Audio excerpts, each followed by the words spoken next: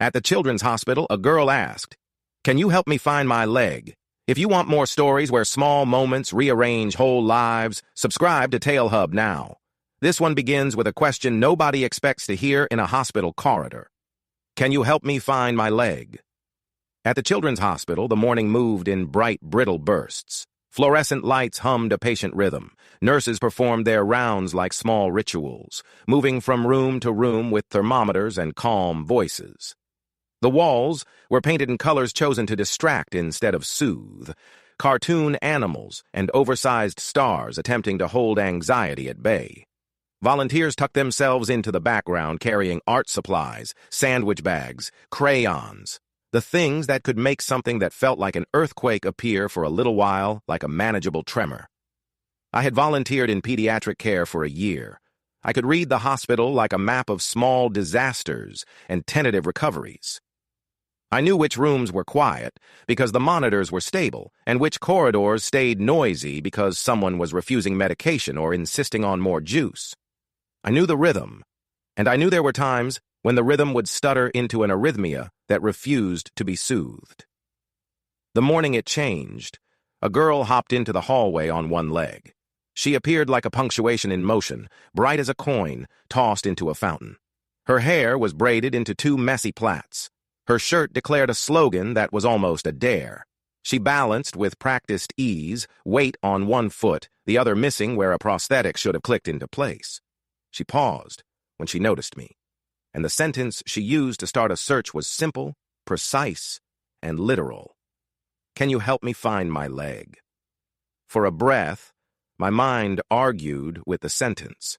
Maybe she meant a part of herself, in a figurative way, a piece of confidence or childhood lost to illness.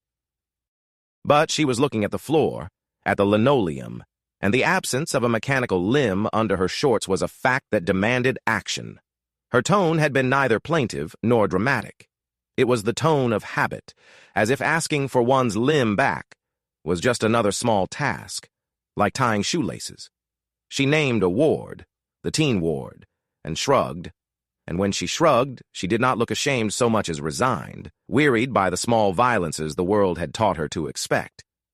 Kids from the teen ward, she said, thought it funny. That admission was the first blade of what would become a complicated day.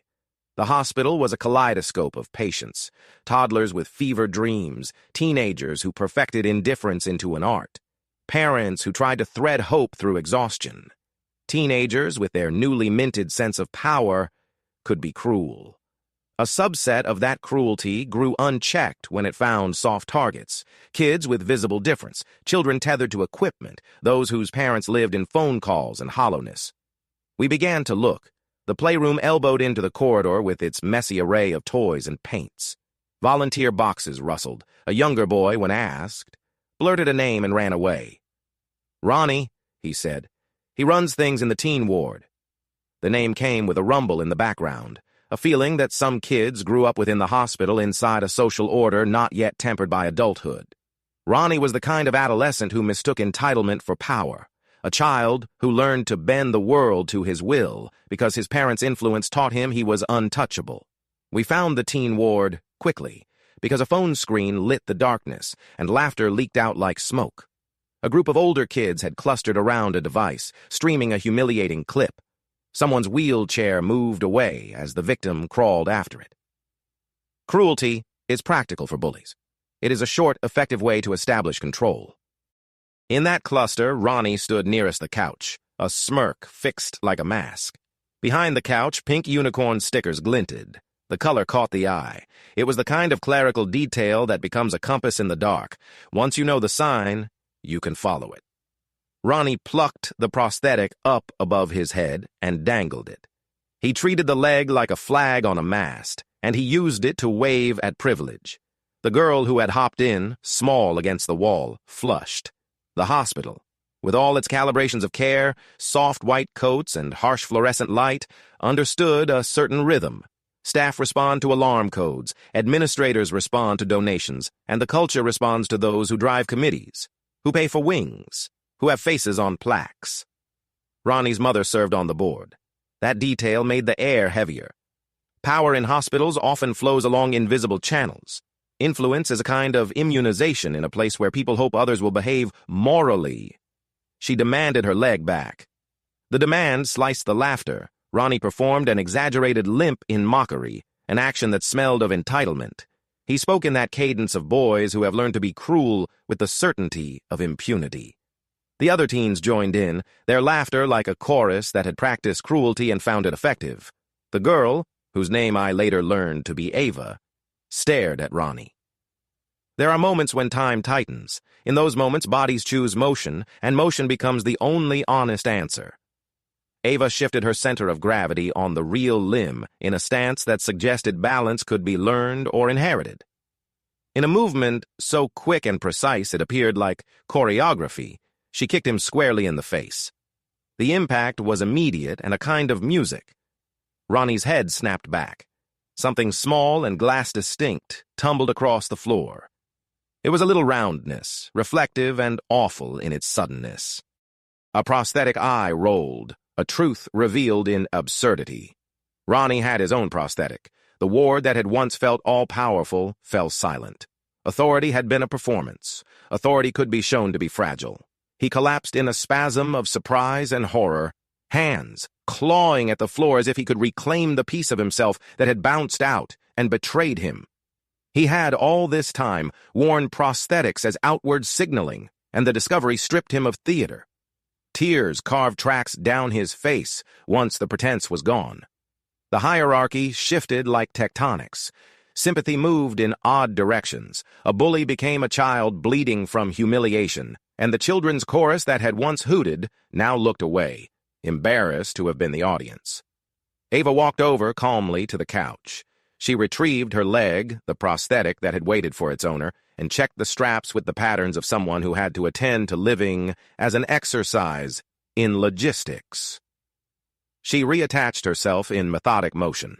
The small mechanics of living returned her leg to the place where it belonged. She was whole again. Ronnie recovered his glass eye and shoved it back into place with shaking fingers. The spectacle ended as quickly as it had begun. Security policy moved not by improvisation, but by protocols, and within minutes, the administrative machinery had been set into motion. A complaint was filed, a meeting scheduled. Ronnie's mother arrived like a storm, indignant on behalf of a son suddenly painted as a victim. The sight of her fury in the antiseptic corridor was an acute reminder of structural immunity. A child with power rarely learns the lesson of consequences. She demanded punishment for those who had defied and wounded her child. The board's authority was a sword. Mothers in positions of influence sharpened it into demand.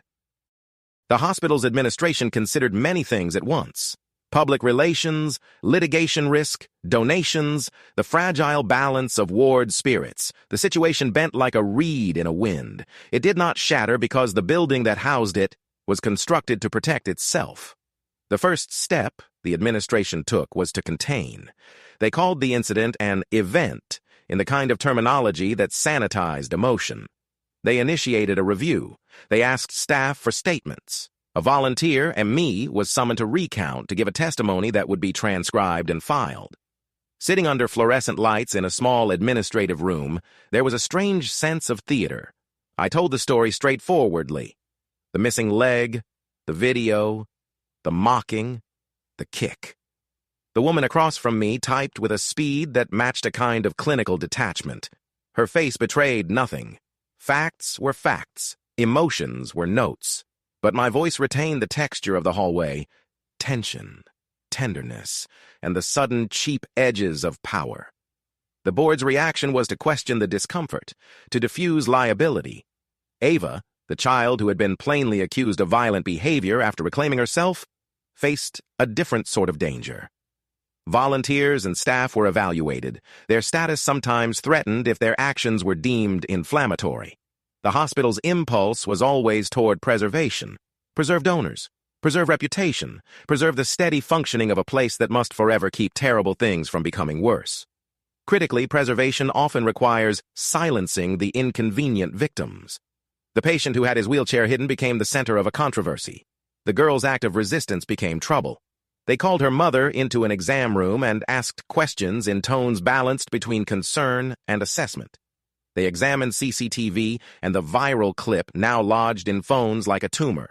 The clip had been uploaded, shared, rerun. Teenagers live in loops of attention. The video circulated and attention became currency. The video had made the perpetrator feel powerful. The video had made the victim feel small. The video had betrayed what happened when power met vulnerability. And yet the girl, Ava, didn't speak in victimhood. She had pragmatic insistence. She had habit. Bullying had been a kind of weather for her, predictable and relentless. She had learned to stand in storms and plant her foot as if into earth. That method would be tested now by the heavier weather of adult politics. There was an internal investigation.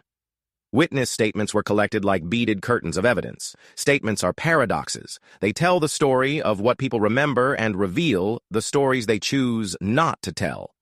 Ronnie's mother sent an email that shifted tension into a political field. Donors matter. Public image matters. Reputations can be harmed. Security focused on standards. The hospital's machinery, calibrated to prevent harm, had its own engines of self-preservation. In the days that followed the incident, the hospital's atmosphere thickened. The teens retreated into cliques, some aligning with Ronnie, some shifting away in embarrassed shame. Parents whispered in cafetorium corners. Staff who had been casual in their tolerance for adolescent pranks now felt the prickle of liability. Nurses who had shrugged off small meanness found themselves suddenly considering legal briefs. Volunteers were called into small rooms and counseled. The girl's mother, who had endured enough in long nights at monitors and hospital cafeterias, worried aloud that this would invite more stress into a life already in fragments. Angry mothers on boards wielded vetoes like weapons. They could ban visitors, restrict programs, threaten partnerships. At the center of all this, the kids who had laughed now experienced discomfort because they could see the human result of their cruelty. Power, it turned out, was less useful when one faced the mirror of consequence. For some, the reflex was shame. For others, it was deflection. Ronnie, who had been king, found himself suddenly diminished, tears marking real hurt. The spectacle of a boy who often performed toughness now revealed a child who felt unmoored without armor. In the medical records and administrative notes, the incident became something else, an item to address, a box to tick, a PR risk to handle. Yet the lived reality, the tactile sense of a child who had to wrestle her prosthetic back into place, remained stubbornly human. I would remember the image of her sliding the brace into place, fingers practiced, a small private ritual of repair. I would remember the way she straightened, and how the ward seemed to breathe a bit more evenly when she moved with wholeness. What followed next was not simply a matter of punishment and vindication. The hospital's board convened. There was a rare and complex meeting that tried to account for emotions beyond their usual ledger. Members listened to statements and testimonies and spaced their responses in measured, cautious sentences. The child's mother sat across from a table where donors' faces blinked like expectations. The mother's voice was small but firm. She held the resilience of someone who had spent long nights awake and had learned to hold everything with a particular tenderness. She would not be erased by a violation of compassion. The meeting produced a decision that attempted to thread justice through the hospital's commitments. Ronnie was banned from the facility for visiting privileges, a sanction the hospital rarely imposed when parents held clout. The board recognized the cruelty. They acknowledged the use of medical equipment as a target for humiliation, an assault on the dignity of a patient who relied on devices to be a child among other children. The language was formal, and the words attempted to hold what happened in a framework of respect. The hospital offered an apology that was more legal than consolatory, softening the edge of power with commitment to education. But the policy changes the board promised were slow to arrive in a ward where habits had calcified like old plaster. Training sessions on empathy were scheduled between clinical updates. A small grant was proposed to bring in programs that taught teens about consent and dignity. The initiatives read like small plasters, but they had the potential to matter. Empathy is not a moment. It is a series of choices repeated in small acts. Ava's mother thanked those who supported her daughter and demanded changes that would keep others from suffering similar indignities. She was a complicated figure in the hospital's life, vulnerable and strong, tired and defiant. The intervention on Ronnie was necessary not only as punishment, but as a signal. Privilege would not render one immune. Time moved forward in the hospital like a clinical trial. Scans, check-ins, the slow accumulation of data. The video grew smaller in the feed of things people scrolled past. More mundane moments resumed. Laughter at the puppet show, the chaos of art hour, the gentle silence of a parent sleeping beside a child. But the landscape had shifted. In the playroom, ribbons of solidarity had loosened and re-knit. The younger kids, who had once whispered Ronnie's name in fear, grew braver. They made a small sign and taped it near the art table, a child's manifesto scrawled in marker, "No taking what's not yours." The sign would be ignored by some and cherished by others, but it signified a pulse beneath the polish of policy. And Ava? She continued to hop and sometimes walk and other times run on a prosthetic. She loved to decorate with stickers. Her stickers multiplied because she decorated them to introduce humor into a place that could otherwise harden into sorrow. She continued to make unicorns with prosthetic legs in her art pages, illustrations as instructions for indifference and pride. She would later tell me, in a note she had scribbled onto a card one afternoon, that strength often looks small and ordinary.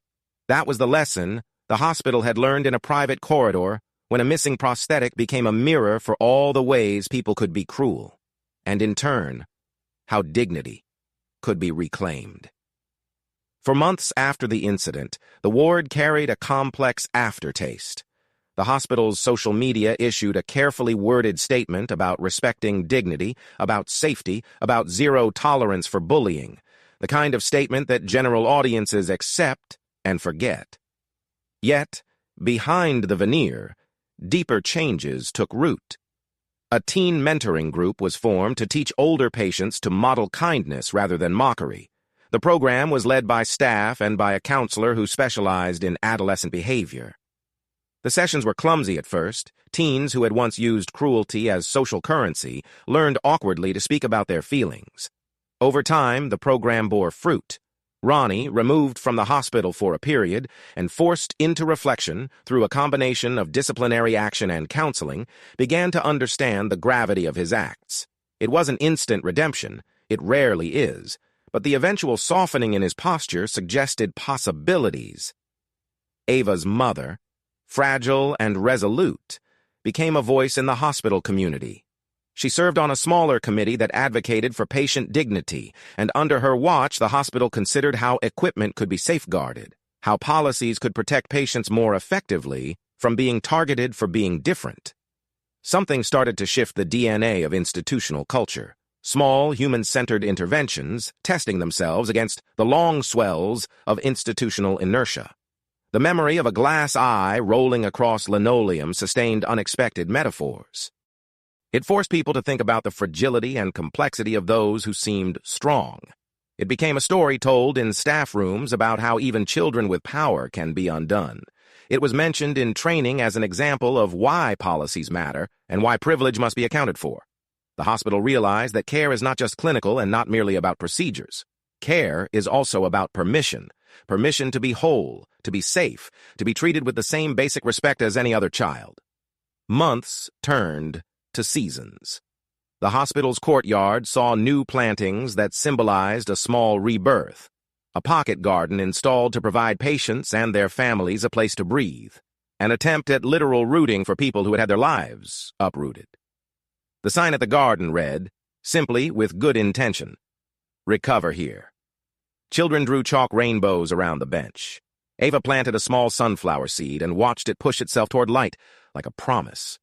When I look back, the memory of that day remains compressed into a single electric narrative hub, a missing prosthetic, a mocking group, a precise kick that asserted a body's right to belong. It is the kind of story that travels quietly and then loudly, a parable about how dignity can be claimed by those who have the most to lose. And it is, ultimately, A reminder that institutions are only as humane as the people within them choose to be when the cameras are not rolling. Thank you for listening. If this story moved you, please subscribe to TaleHub. Your support keeps stories like this alive. Thank you for watching.